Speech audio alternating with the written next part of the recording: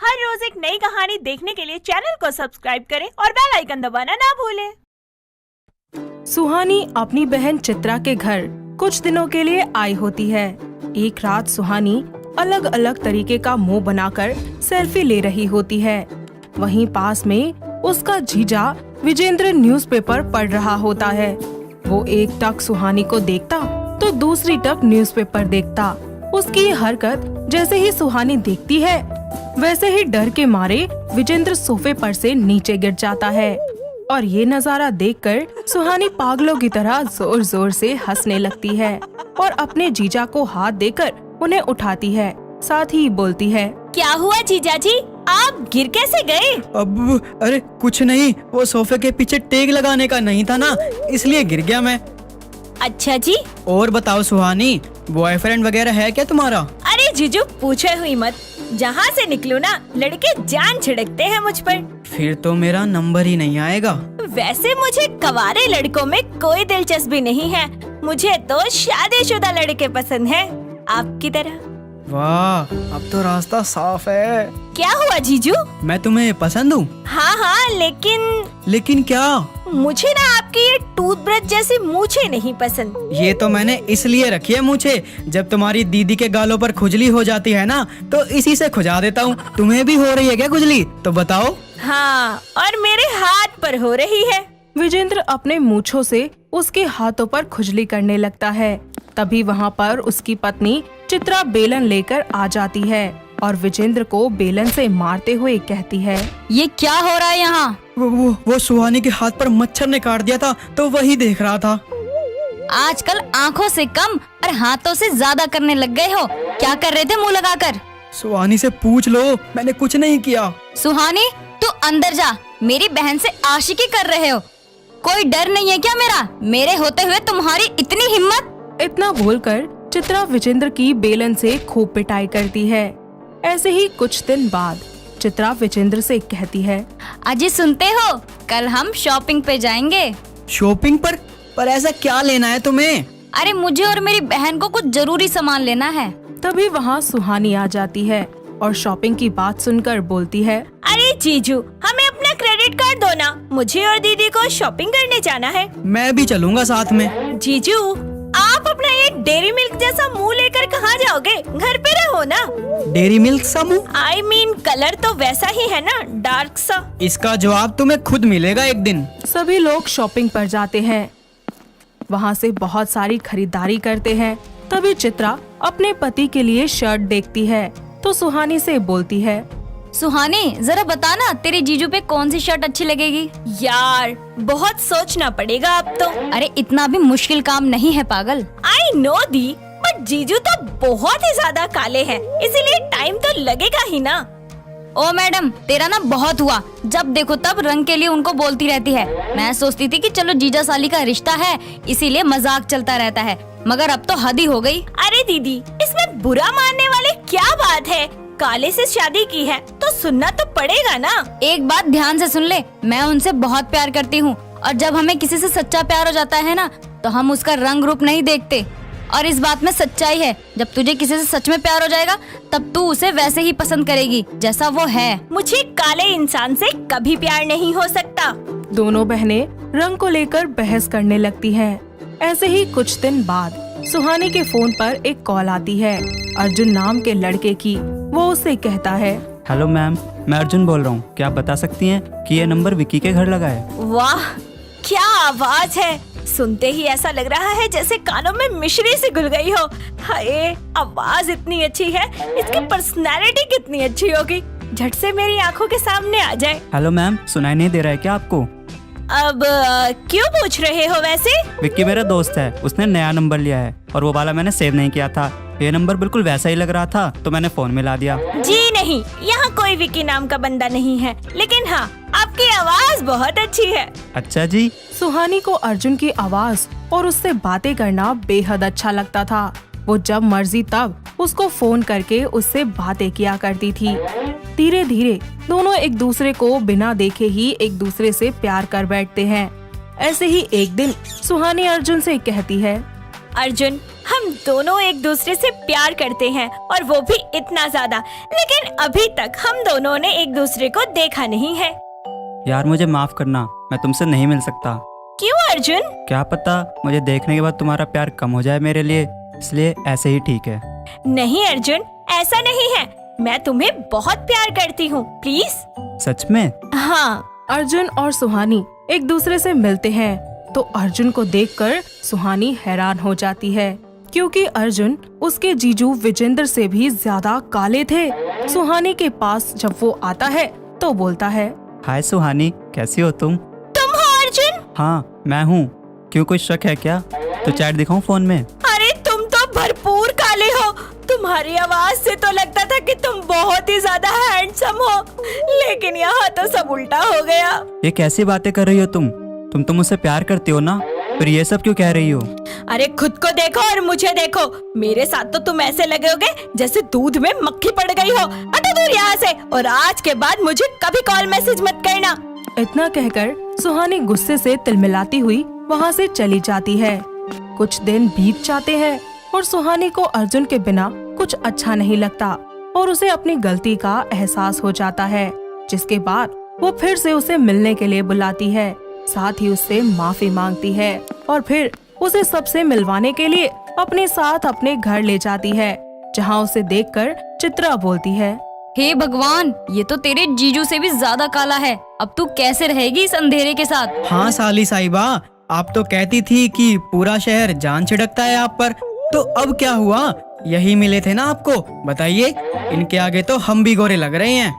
जीजू मुझे माफ कर दीजिए, मैंने हमेशा ही आपका मजाक बनाया, मगर सच में आज मुझे एहसास हो गया कि इंसान सच्चा और अच्छा होना चाहिए, बाहरी खूबसूरती में कुछ नहीं रखा। चलो अच्छी बात है कि तुझे समझ आ गई, लेकिन ये जरूरी नहीं है कि हम उससे प्यार करते हैं इसीलिए हम उसका मजाक नहीं बनाएंगे, बल्कि कोई अनजान भी होगा ना काला, तो हमें उसका मजाक नहीं बनाना चाहिए। बहुत हो गया ये सब, अब तो खुशियों का माहौल है। हमारी साली जी की शादी करवाएंगे बड़ी धूमधाम से। ऐसे ही कुछ दिनों के बाद विजेंद्र सुहानी की शादी के लिए एक बहुत ही बड़ा होटल बुक करता है और शादी वाले दिन सुहानी बहुत ही सुंदर सा लहंगा पहनकर आती है और अर्जुन सुहानी का फोटोशूट होता है। बड़ी ही धूमधाम से उनकी शादी संपन्न हो जाती है।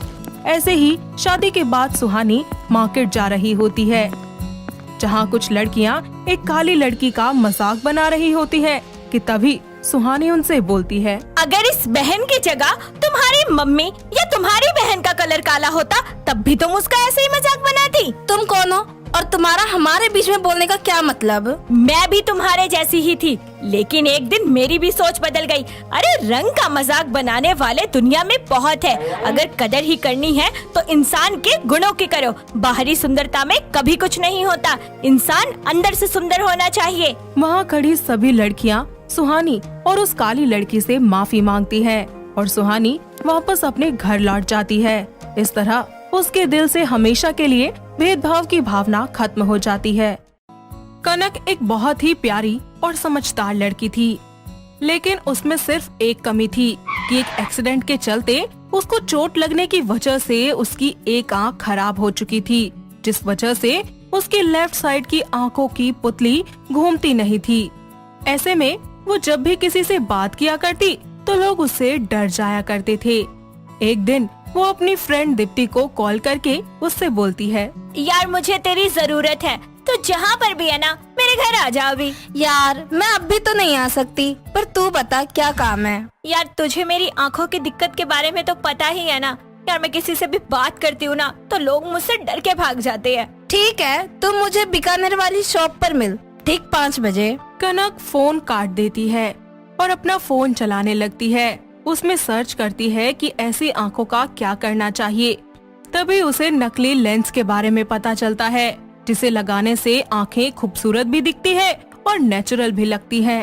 और ये देखकर कनक खुद से बोलती है, हाँ ये आइडिया अच्छा है, इससे मेरी ये वाली आँख कवर भी हो जाएगी और किसी को पता भी नहीं चलेगा। कुछ देर के बाद कनक अपने घर से गोगल्स लगाकर निकलती है और बीकानेर की शॉप पर जाकर दीप्ति का इंतजार करती है। लेकिन तभी वहाँ पर दीप्ति आ जाती है और उससे बोलती है, चल मेरे साथ, मैंने तेरे लिए कुछ सोचा है। अरे पर मुझे बता तो सही कि हम कहाँ जा रहे हैं। और यार मैंने भी कुछ सोचा है। अरे तू बस मेरे साथ साथ चल। ओके। ऐसा कहकर दीप्ति उसे मॉल में ले जाती है, साथ ही उसे लेंसेज दिखाती है और लेंस के कलर चूज करती है, जिसमें वो देखती है कि वहाँ पर तरह तरह के लेंसेज हैं, जैसे कि blue, green, pink, purple, grey, अलग अलग तरह के। दीप्ति उसके लिए कुछ लेंसेज खरीद लेती है और उसके बाद दोनों वापस घर लौटती हैं। तभी कनक बोलती है, ओए पागल, मैंने भी यही सोचा था कि मैं लेंस लगा लूं। और देख, तूने मुझे लेंस की शॉपिंग भी करवा दी। अब ये बता कि इसे आँखों में लगाना सेफ तो है ना? कोई साइड इफेक्ट तो नहीं है इसका? अरे हाँ बताती हूँ। देख, इसे लगाने के बाद आँख के पास मत जाइयो। और हाँ, हल्की सी खुजली हो तो आँखों को रब मत करियो। और हाँ, लेंस लगाने के बाद हल्की सी इरिटेशन होगी, तू घबराइयो मत। चल अपने रूम में, मैं तुझे बताती हूँ कैसे लगाते हैं। इतना बोलकर दोनों अपने कमरे में चली जाती हैं और दीप्ति कनक को लेंस लगाना सिखा देती है और वैसे वो खुद से लेंस मिरर में देखकर लगा लेती है, जिसके बाद वो दीप्ति को दिखाते हुए कहती है, देख, मेरी आंखें कितनी प्यारी लग रही हैं। हाँ यार, अब कोई लड़का तेरे से दूर नहीं भागेगा और ना ही कोई और। आज तेरे न्यू लेंस में सेल्फी लेते हैं। हाँ हाँ, ले ले ले ले, क्यों नहीं। और उससे पहले ना थैंक यू कि तूने मेरे बारे में इतना सोचा। चल ना, इसमें थैंक्स वाली कोई बात नहीं है। दोस्त काम नहीं आएगा तो कौन आएगा। तभी कनक की मम्मी रामा वहाँ आ जाती है और कनक अपनी माँ को अपने लेंस वाली आंखें दिखाती है। अरे वाह मेरी बच्ची, कितनी सुंदर लग रही है। तेरी आंखें तो पहले से भी ज्यादा अच्छी हो गई हैं। हाँ मम्मी, मुझे भी अच्छे लग रहे हैं। और अभी मैंने हल्के पिंक कलर के लेंस लगाए हैं। आपको पता है, मैं 3 तरीके के और लेंस खरीद कर लाई हूँ। अच्छा, अब तो मैं तेरे लिए लड़के ढूंढना शुरू करूँगी। अरे मम्मी, इतने भी क्या जल्दी है, आराम से ढूंढ देना। वक्त बीतता जाता है। कनक ऐसे ही एक दिन अपनी एक ड्रेस को एक्सचेंज करवाने के लिए मॉल जाती है, लेकिन मॉल का स्टाफ उसे इनकार कर देता है। तभी वहाँ पर डैशिंग सा लड़का राघव गुजर रहा होता है। कनक की फाइट देखकर वो वहीं पर रुक जाता है और उसके पास जाकर बोलता है, क्या हुआ?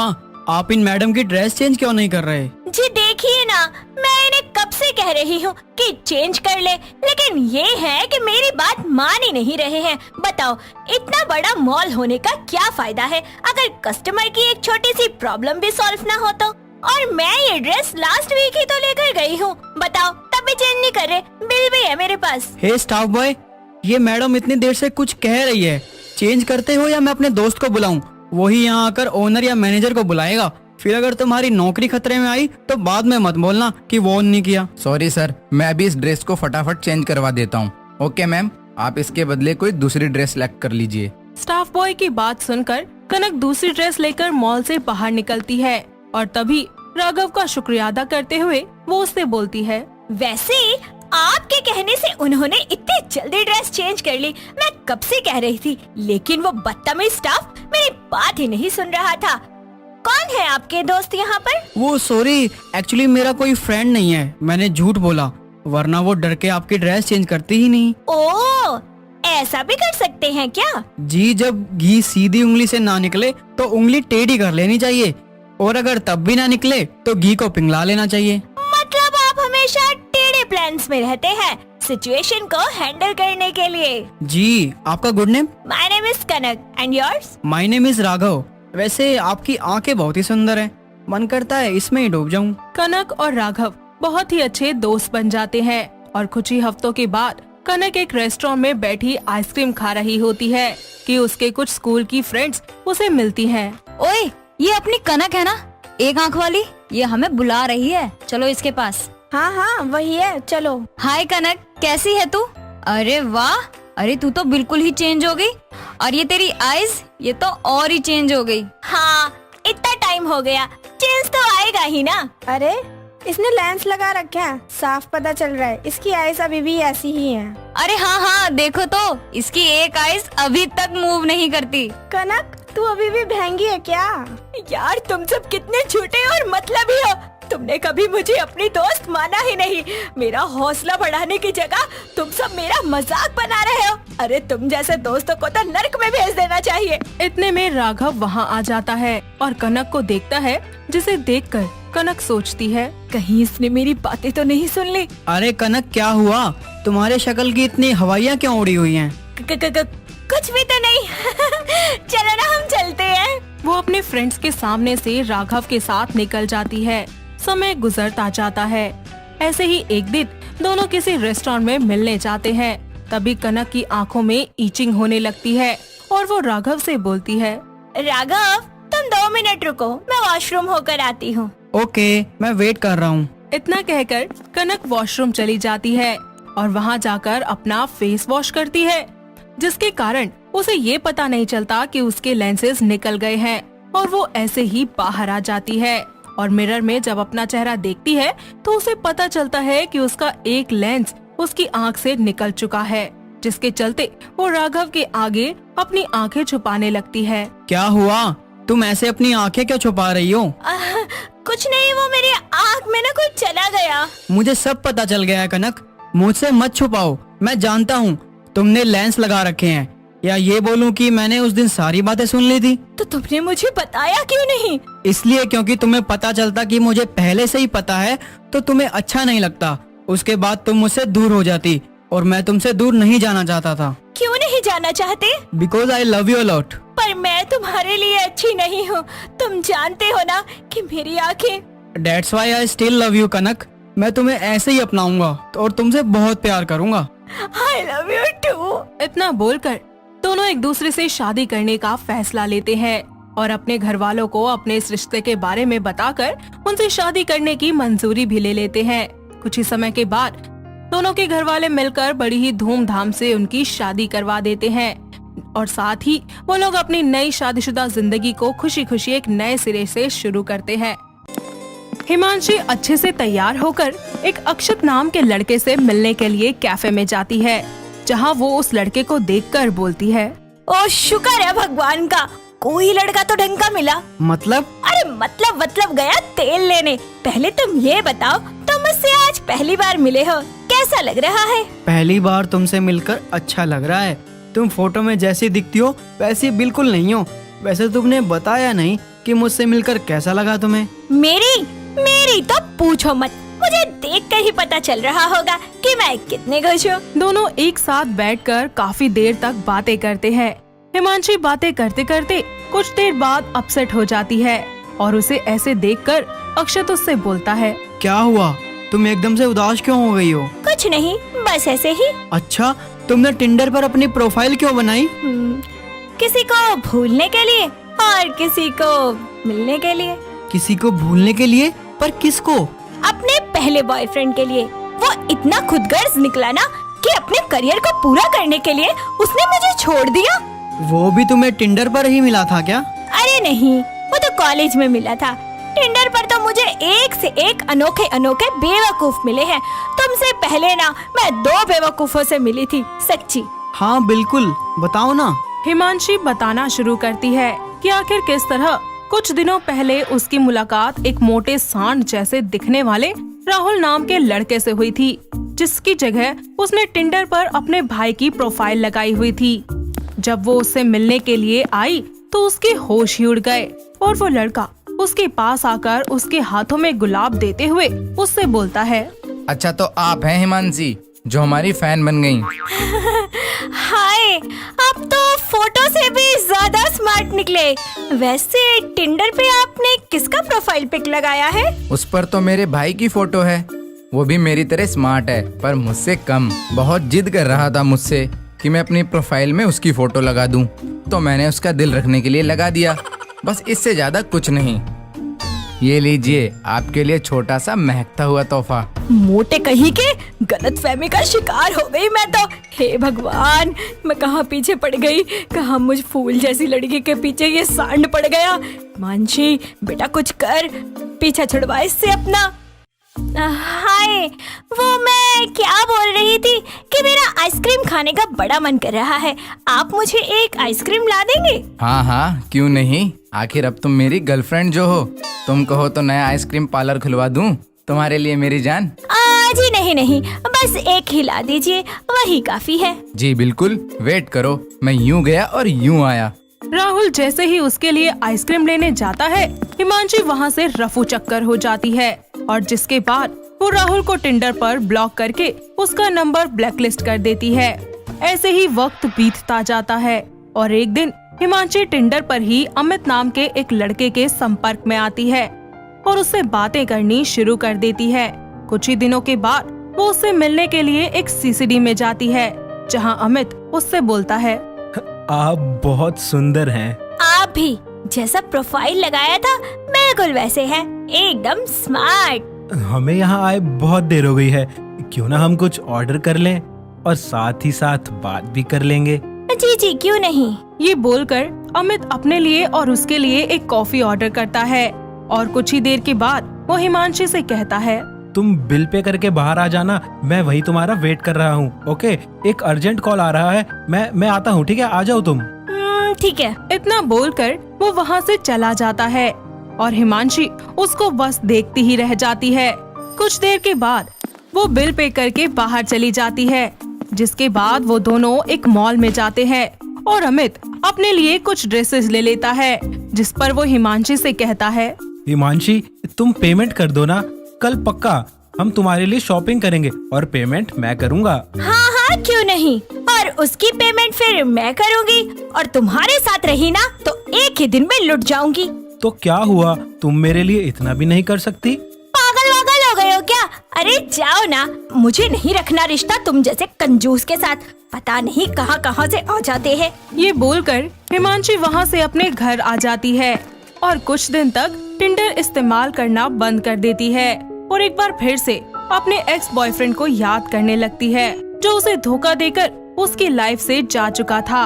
और उसकी यादों से निकलने के लिए वो आखिरी बार एक बार फिर से अपने फोन में टिंडर डाउनलोड कर लेती है, जिसके चलते वो बोलती है, हे टिंडर, अब तो मेरा एग्जाम मत ले यार, बस एक ढंग के लड़के से मिलवा दे जो मेरे साथ रहे, मुझे समझ सके, मुझे बेवकूफ ना बनाए और धोखेबाज तो बिल्कुल ना हो, ज्यादा स्मार्ट ना भी हो तो चलेगा, पर वरना दिल का तो अच्छा हो। इसी तरह वक्त बीतता जाता है और वो टिंडर के जरिए अक्षत के संपर्क में आती है और उससे चैटिंग करना स्टार्ट कर देती है। साथ ही वो उससे पहली बार मिलने के लिए भी जाती है।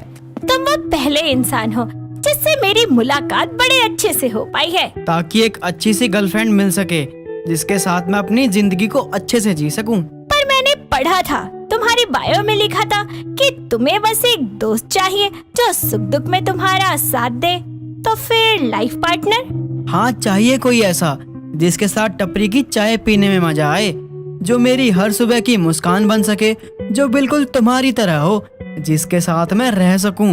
और दोस्त इसलिए मेंशन किया क्योंकि दोस्त से ज्यादा कोई हमें नहीं समझ सकता, इसलिए वो मेरे साथ दोस्त की तरह रहे पर मेरी हमसफर बनकर। दोनों काफी देर तक एक दूसरे से बातें करते रहते हैं और साथ में घूमते भी हैं। इस तरह उन दोनों का मिलना जुलना शुरू हो जाता है, जिसके बाद वो दोनों एक दूसरे के काफी ज्यादा करीब आ जाते हैं। और एक दिन पार्क में हिमांशी उससे कहती है, मुझसे पहले तुम किसी लड़की से मिले हो क्या टिंडर के थ्रू? हाँ, तुमसे पहले मीनाक्षी नाम की एक लड़की से मिला था, पर सच्ची? बताओ ना, कौन थी? अक्षत उसको अपनी पहली टिंडर डेट के बारे में बताता है, जब वो मीनाक्षी को एक रेस्टोरेंट में मिलता है और उससे मिलते ही मीनाक्षी बोलती है, अक्षत राइट? जी। वेट, हाँ बस 2 मिनट, पहले मैं एक कॉल अटेंड कर लूँ। हाँ बिल्कुल। उप्स, कॉल कट गई। वो क्या है ना, मैं बहुत बिजी रहती हूँ, यहाँ तक कि मैं एक भी कॉल पिक नहीं कर पाती। सोचो मैं तुमसे मिलने कितने मुश्किलों से आई हूँ। वैसे कैसी लग रही हूँ मैं? You look nice. उस दिन जब तक वो मेरे साथ थी उसने मेरा दिमाग खराब कर दिया था। और मैंने? तुमने तो मेरी जिंदगी के खाली हिस्से को पूरा किया है और मुझे किसी और लड़की से नहीं मिलना है। वो क्यों? क्योंकि मुझे मेरी पसंद मिल गई है और वो भी बेहद खूबसूरत। मुझे भी फाइनली मेरी जिंदगी वापस से अपने ट्रैक पर आ ही गई। I love you Himanshi. I love you too baby. वो दोनों ही एक दूसरे को एक्सेप्ट कर लेते हैं और कुछ ही दिनों के बाद अपने अपने घर वालों की सहमति से एक दूसरे से शादी करके अपनी जिंदगी को खुशी खुशी से जीने लगते हैं। प्रिया एक बहुत ही ज्यादा सुंदर और खुशमिजाज लड़की थी जो घर में बनी देसी चीजों की खाने की बहुत शौकीन थी। दिसंबर का महीना चल रहा था। ऐसे ही एक दिन प्रिया अपनी मम्मी सुमन से बात करते हुए कहती है, मम्मी अब ठंड शुरू हो गई है तो मेरी फेवरेट चीज बना दो ना। क्या? अभी तो बनाए थे छोले भटूरे मैंने। अरे मम्मी मैं उसकी बात नहीं कर रही थी, मैं तो लड्डू की बात कर रही थी। बना दो ना मम्मी, आपको पता है ना मुझे गोंद के लड्डू कितने पसंद है। हट, पागल है क्या तू? तेरी हमेशा यही जिद रहती है सर्दी आते ही। तुझे पता है ना मुझसे नहीं बनते। क्या मम्मी, गर्मी में तो आप बनाती नहीं हो, तब तो बोलती हो कि सर्दियों में बनाऊंगी। अब जब सर्दियाँ आ गई है तो आप बना नहीं रही है। प्लीज मम्मी बना दो, नहीं तो मैं नानी को बुला लूंगी। हाँ, बुला ले अपनी नानी को ही, उन्हें भी आते हैं मेरे फेवरेट लड्डू बनाने। कुछ देर के बाद प्रिया अपनी नानी संतोष से बात करती है और उन्हें अपने घर आने के लिए बोल देती है। अगले दिन प्रिया की नानी उनके घर पहुंच जाती है और खुश होकर प्रिया बोलती है, ये नानी आ गई। ओए बल्ले बल्ले नानी, मैंने आपको बहुत मिस किया। अरे मेरी प्यारी बच्ची, मैंने भी तुझे बहुत मिस किया। नानी, मम्मी मेरी बात ही नहीं मानती तो मैंने सोचा कि आपसे ही सीख लूं लड्डू बनाना। वैसे भी आपको पता है ना मुझे लड्डू खाना कितना पसंद है। अच्छा, तो तुझे लड्डू खाने हैं इसीलिए तूने मुझे बुलाया है।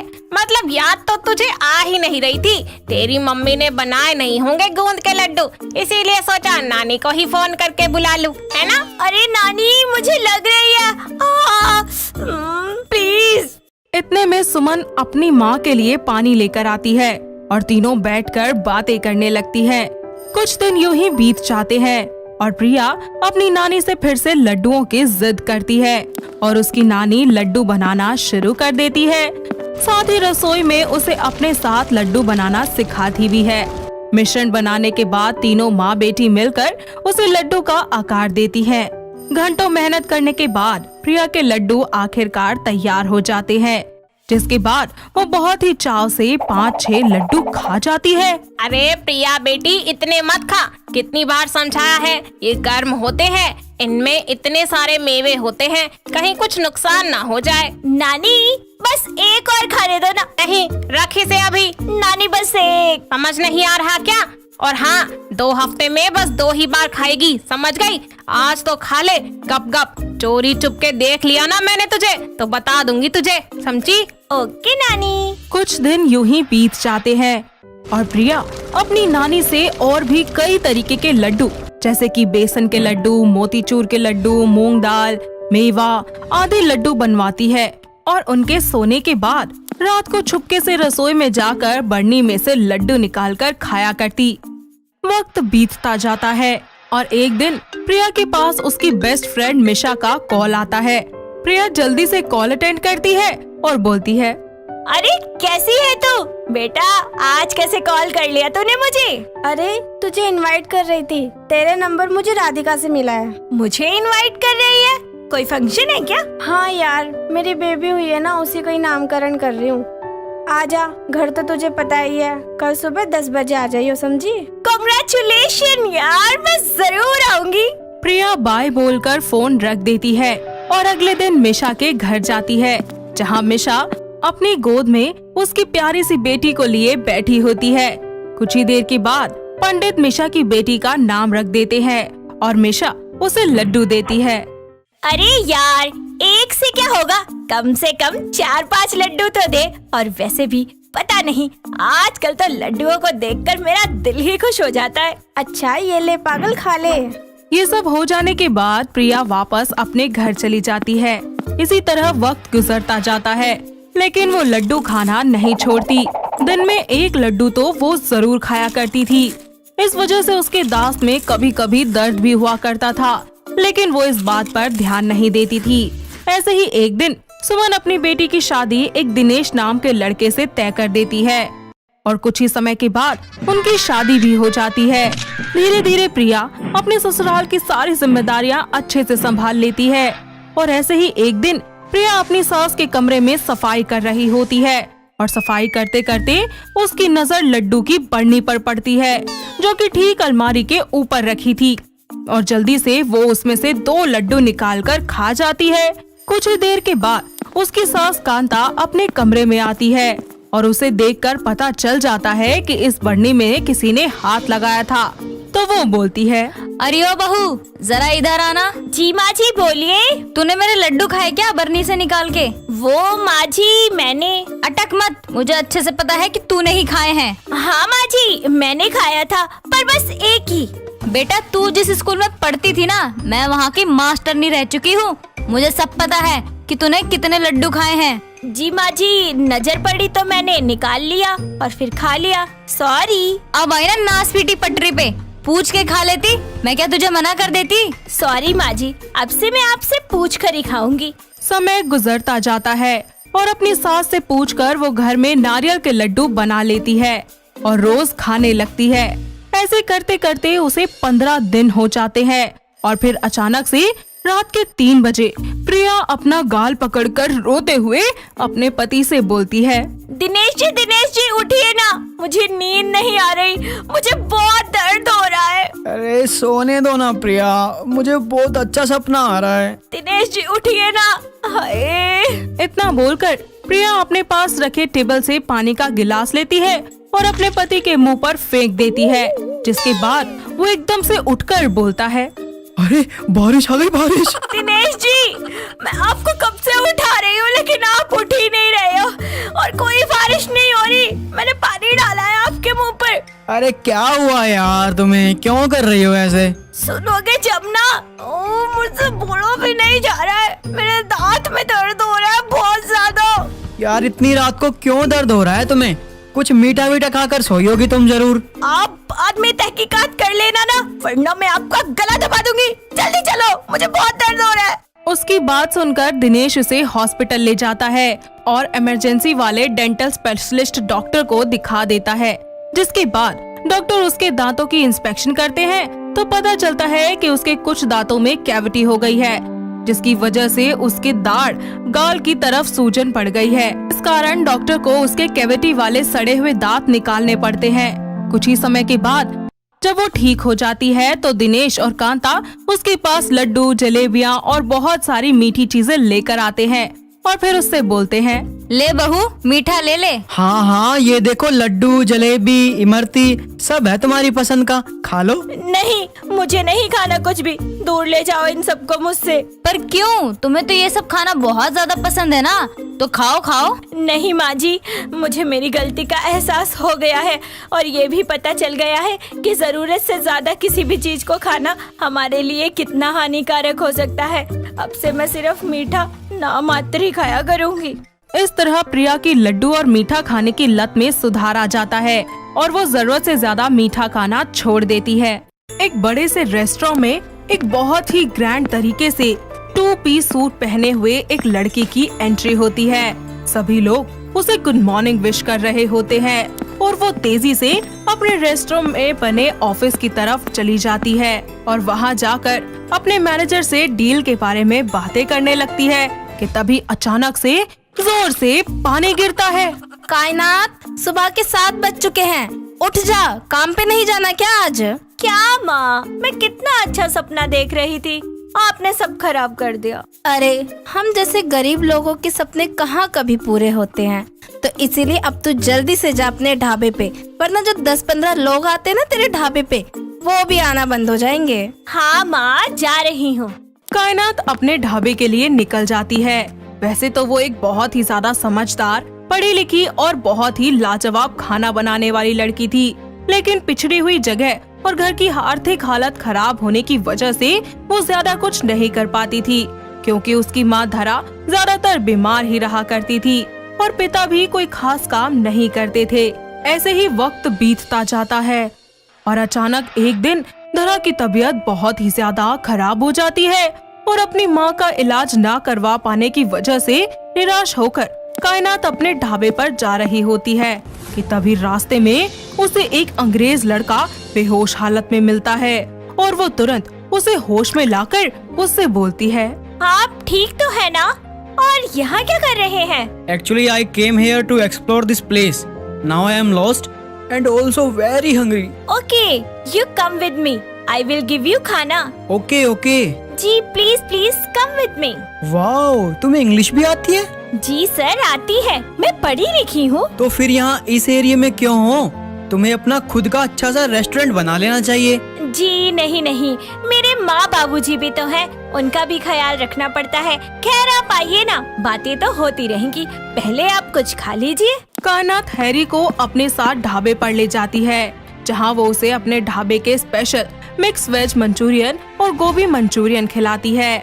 हैरी पेट भरकर खाना खाता है, जो कि उसे बेहद ही स्वादिष्ट लगता है। साथ ही वो उसके बनाए हुए मंचूरियन की तारीफें करता नहीं थकता। ये सब कुछ सुनकर कायनात का हौसला और भी ज्यादा बढ़ जाता है। कुछ समय यूं ही बीतता रहता है और उन दोनों के बीच बहुत ही अच्छी दोस्ती हो जाती है। ऐसे ही एक दिन हैरी कायनात के लिए एक ऑफर लेकर आता है, जहां वो उससे बोलता है, कायनात, क्या तुम मुझ पे भरोसा करती हो? हाँ हैरी, लेकिन तुम क्यों पूछ रहे हो? क्या बात है? मेरे पास तुम्हारे लिए एक बहुत ही अच्छा ऑफर है। कैसा ऑफर, बताओ। क्यों ना तुम मेरे साथ मुंबई चलो, वहाँ तुम ये काम करना और तुम्हारे ये मंचूरियन बहुत फेमस हो जाएंगे और तुम ज्यादा पैसे भी कमा पाओगी। आइडिया तो अच्छा है, लेकिन क्या? माँ बाबूजी मुझे कभी नहीं भेजेंगे अकेले। तो मैं उनसे बात करूँगा, वो मान जाएंगे। तो कल तुम मेरे घर आ जाना, माँ पापा से बात कर लेना। कल मैं आकर खुद बात कर लूँगा और देखना वो जरूर मान जाएंगे। हाँ जानता हूँ कोई भी पेरेंट्स अपने बच्चे को इतनी दूर भेजने के लिए एकदम रेडी नहीं होते, पर तुम कोशिश जरूर करना। ठीक है, आप जैसा कहो मैं वैसा ही करूँगी, बस आप आ जाना। अगले दिन हैरी कायनात के घर जाता है उसके माँ पापा से बात करने के लिए, लेकिन वो लोग नहीं मानते। तो इस बात से कायनात बहुत ही ज्यादा परेशान हो जाती है और उसके जाने के बाद एक बार फिर से अपने माँ पापा को समझाने की कोशिश करती है, जिस पर वो लोग मान जाते हैं और उसे मुंबई जाने की परमिशन दे देते हैं। कुछ ही दिनों के बाद वो लोग समुद्र के रास्ते से मुंबई चले जाते हैं। वहाँ जाने के बाद हैरी सबसे पहले उसे अपने घर वालों से मिलवाता है और वहाँ उसका छोटा सा फूड कॉर्नर खुलवा देता है, जिसके बाद वो लोग मंचूरियन बनाने की सारी तैयारियां कर लेते हैं। और अगले दिन, हैरी, मुझे बहुत डर लग रहा है, पता नहीं क्या होगा। अरे सब अच्छा होगा, मैं हूँ ना तुम्हारे साथ और मुझे तुम पर पूरा भरोसा है, तुम कभी कोई गलती नहीं करोगी। हे भगवान, बस आज मेरा काम बना देना, वरना मेरी सारी मेहनत बेकार हो जाएगी। मैं वादा करती हूँ पूरे 21 रुपए का प्रसाद चढ़ाऊंगी, प्लीज भगवान जी। थोड़ी देर के बाद वहाँ पर एक कस्टमर आता है और कायनात के बनाए हुए मंचूरियन को खाकर उससे उन्हें बनाने की विधि पूछता है, पर कम इंग्लिश आने की वजह से कायनात बहुत ही ज्यादा मुश्किल से उस आदमी को अपनी बात समझाते हुए कहती है, I first attempt cut the some vegetable, second time ingredient and mix them all, third time I fried the balls and serving the plate. It's nice. ये सब देखकर वो वहाँ से चला जाता है। कुछ ही दिनों में कायनात का मंचूरियन का काम बहुत ही अच्छा चलने लगता है, जिसके बाद धीरे धीरे वो अपनी कमाई अपने माँ पापा को भी भेजने लगती है, साथ ही अपनी माँ का भी इलाज करवाती है। इतना ही नहीं, उसका ये मंचूरियन इंडिया में काफी फेमस हो जाता है और इस तरह बहुत ही जल्द कायनात अपने सपनों की ओर आगे बढ़ने लगती है। और एक दिन वो अपने माँ पापा के पास वापस जाने के बारे में सोचती है। इसी बात पर वो हैरी को फोन करती है और उससे बोलती है, मैं सोच रही थी कि कुछ दिनों के लिए माँ पापा के पास चली जाऊँ, उनकी बहुत याद आ रही है, पता नहीं दोनों कैसे होंगे। तो तुम्हें जाना चाहिए, उन्हें भी अच्छा लगेगा। इस सब के बाद वो अपने माँ पापा से मिलने के लिए वापस चली जाती है। अपनी बेटी को अपनी आँखों के सामने देखकर धरा बहुत खुश होती है। कुछ ही दिनों के बाद उसकी माँ धरा उससे बोलती है, बेटा, तूने अपना ये सपना बहुत मुश्किलों का सामना करके पूरा किया है, तो हम नहीं चाहते कि हमारी वजह से तेरा ये सपना जो पूरा हुआ है वो अधूरा हो जाए। इसलिए अब तू मुंबई वापस चले जा और हमें तुझ पे पूरा भरोसा है कि अब तू एक बहुत बड़ी इंसान बनकर ही आएगी। पर माँ, आपकी तबीयत ठीक नहीं है। बेटा, मैंने कहा ना मैं ठीक हूँ, और तूने इतनी मेहनत से छोटा सा रेस्टोरेंट अभी शुरू किया है, मैं नहीं चाहती कि मेरी वजह से मेरी बच्ची की मेहनत खराब हो जाए, इसलिए अब तू जा अपने इस छोटे से रेस्टोरेंट को बड़ा कर आ।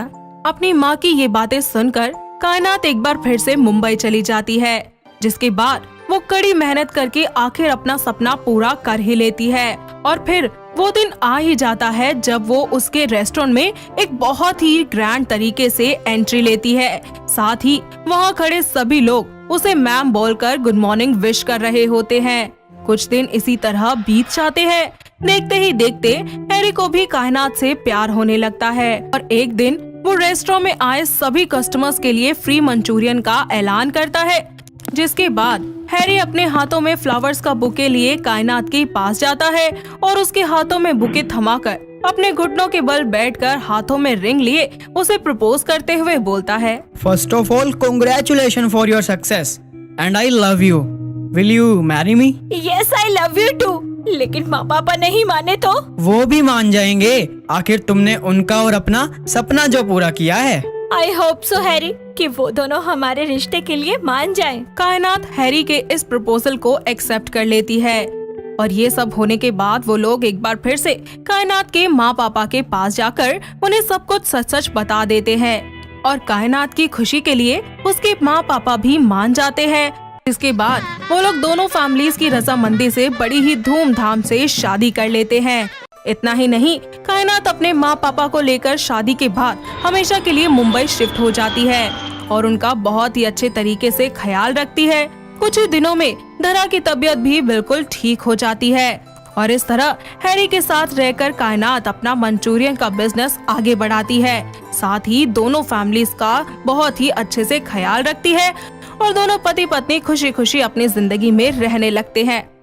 दोस्तों, अगर आपको ये कहानी पसंद आई तो इसे लाइक करें, शेयर करें और कमेंट करके बताएं कि कहानी में आपको सबसे अच्छा क्या लगा।